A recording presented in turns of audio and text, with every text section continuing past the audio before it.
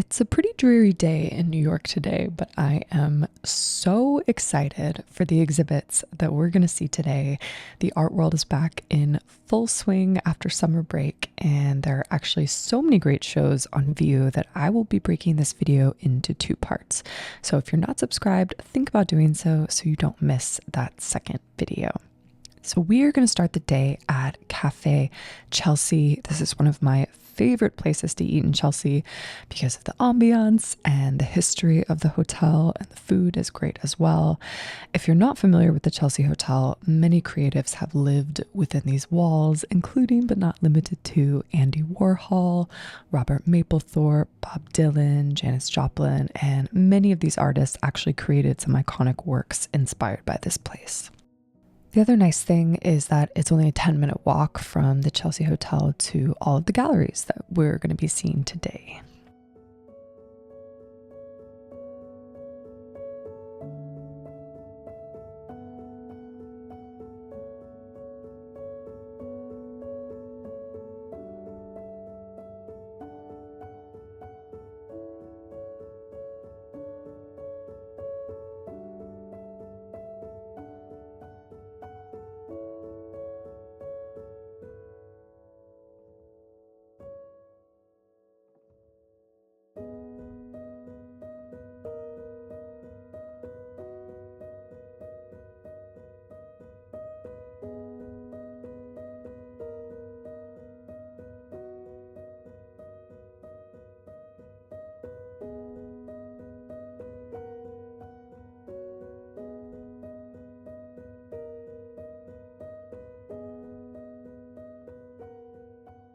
So our first gallery visit for the day is going to be this Josh Kline exhibit at Lisson Gallery.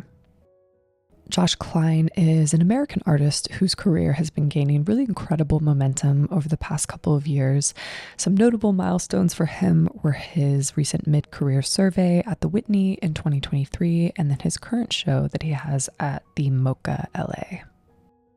This show is a really fantastic evolution of Kline's work in various themes that he's been exploring over the years, like class, labor, and technology. And the show is titled Social Media, and it focuses specifically on the concept of the creative laborer. So in his case, a contemporary artist, and how they have to, quote, navigate promoting themselves as a persona online. In his signature way, Kline uses himself as a model for his sculptures, so he 3D scans various body parts and sometimes his entire self to create this variety of sculptures that we see. I really love these denim chairs because I feel like there's so much represented here in terms of the evolution of work. So denim was historically worn in America by blue-collar workers like miners because of its durability. So to apply it to these office desk chairs, which is really the new place where we as creative laborers spend much of our time, often in front of a computer screen, is just so ironic, and it sends such a strong message about this shift from manual labor to virtual labor. And this is nothing new for Kline. He has explored contemporary class and labor over the years in his works, so these are just another great iteration of that.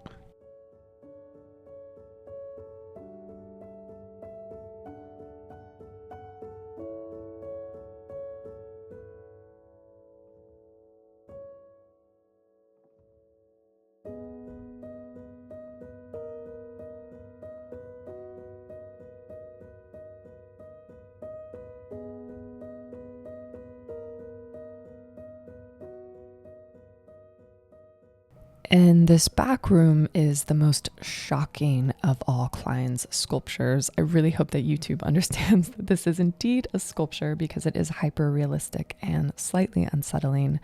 But it should be, because it is representing the dehumanizing effects of modern technology. And this has become especially so, in my opinion, in the creator economy, where your persona is what you're selling, people are buying into your brand.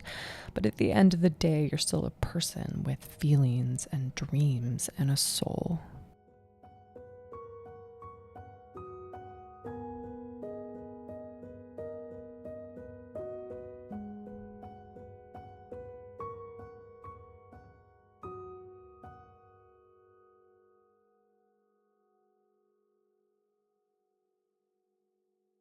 Our next stop is across the street at Marianne Boesky Gallery to see an exhibit of works by Gina Beavers.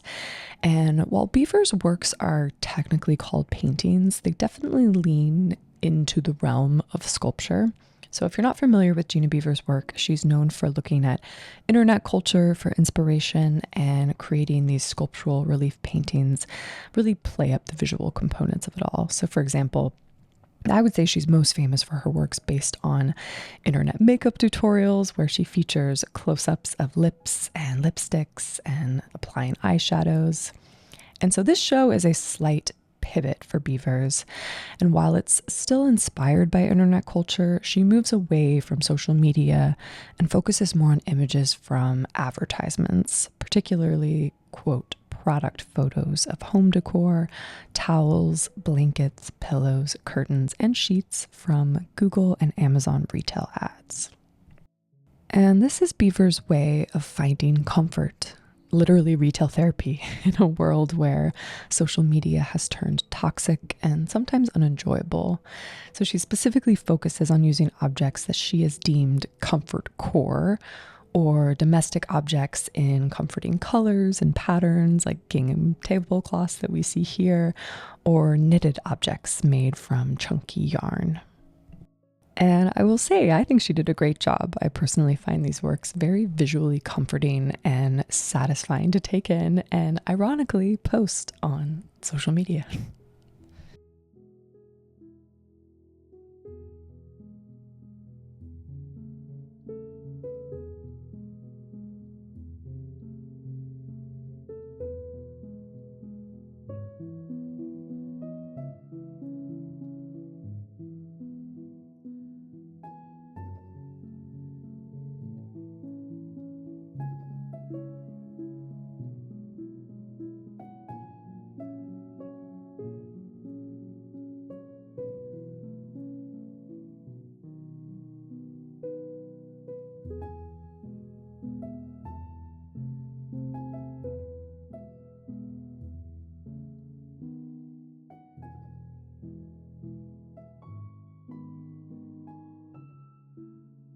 Our next stop is going to be Lehman Maupin Gallery to see an exhibit that I have been looking forward to ever since it was announced over the summer.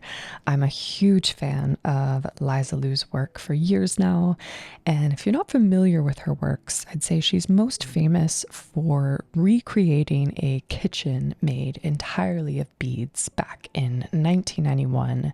It was acquired by the Whitney Museum in 2002, just 6 years after it was completed, and I feel like her career has just taken off since then. From there, her works evolved into creating more sculptures from beads, and from there evolved further into more two-dimensional works.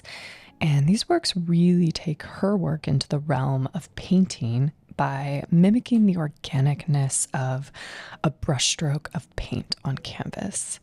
In fact, I would say at first glance, you could almost mistake these works for a Joan Mitchell or a Gunther Forg. But when you look closer, you realize it's not actually paint creating these paintings, but her small signature glass beads. And she achieves this by applying beads to the canvas in a more freeform manner that doesn't have the constraints created by the patterns associated with the art of beading. And this aligns well with Lou's long-term mission that's been current throughout her practice of drawing, quote, attention to the poetic and painful dimensions of labor, the artistic process, and the complexities of American life. So by taking an object like a bead that's usually considered a craft and associated with women or children and elevating it to fine art, Lou is challenging not only who is able to create fine art, but what it looks like as well. I think another interesting piece of this new sort of evolution of Lou's work is that it's created from a place of isolation instead of community, like her work normally is. So given the intense sort of manual labor required to create her intricate beaded works, Lou usually works with a large team of artists in her South Africa studio. However, these works she created by herself in solitude in the desert in Southern California. So it's really interesting to see her explore not only creating paintings instead of sculpture, but working in solitude versus being part of a group, and if that impacts her in any way.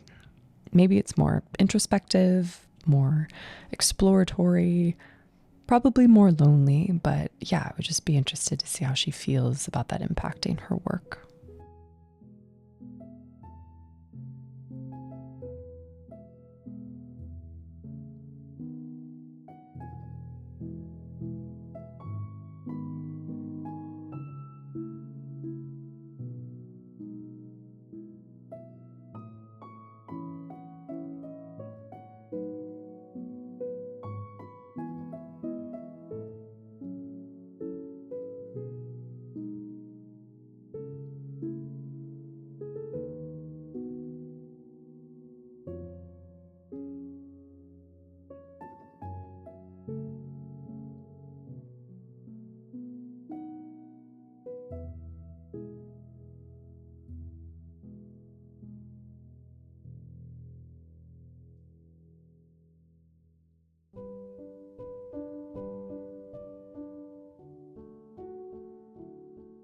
The final exhibit that we're going to see in this video is Pieter Schoolwerth's exhibit at Petzel Gallery.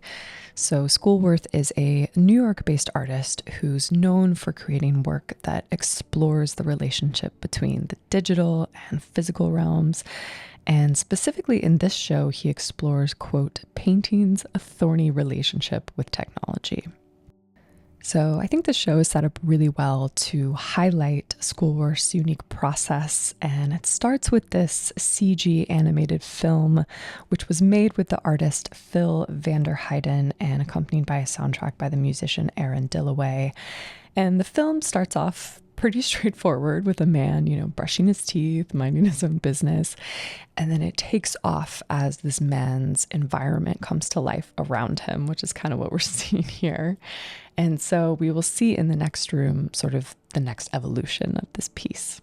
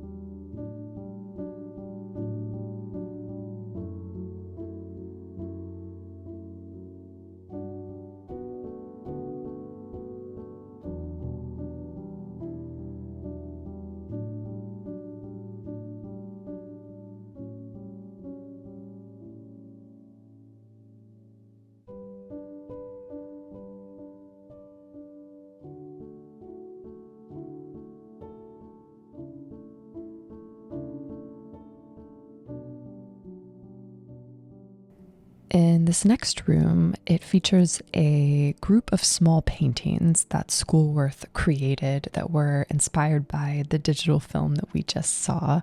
In fact, the sculpture is the man straight out of the film. And what he does next is he then photographs each of these small paintings and then digitally manipulates the images.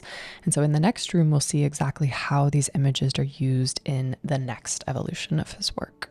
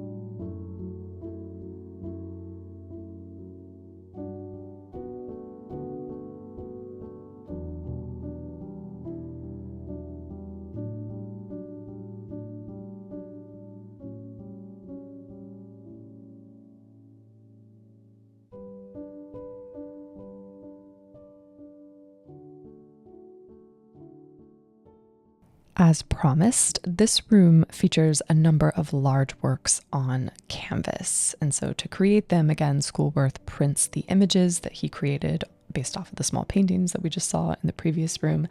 And he then finishes the painting off by applying a small layer of paint.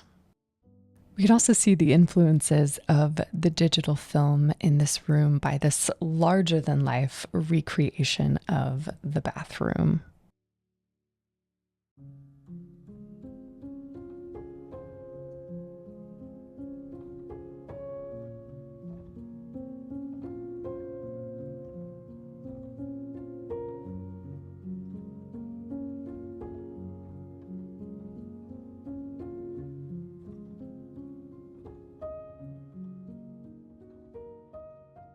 So this process of, digitally manipulating images, printing them on canvas, and then painting on top of them and calling them paintings is a process that we've seen, or I've seen a variety of contemporary artists experiment with, from, the likes of Donna Huanca to Urs Fischer. And it's a way of questioning what makes a painting, a legit painting versus a non-legit painting. So I'm curious to hear what you all think in the comments. But overall, I always love how Schoolwerth pushes the boundaries of traditional art, but not in a way that's a gimmick. He does it, I think, in a way that's very authentic. And I'm always left with a lot to grapple with after seeing one of his exhibits.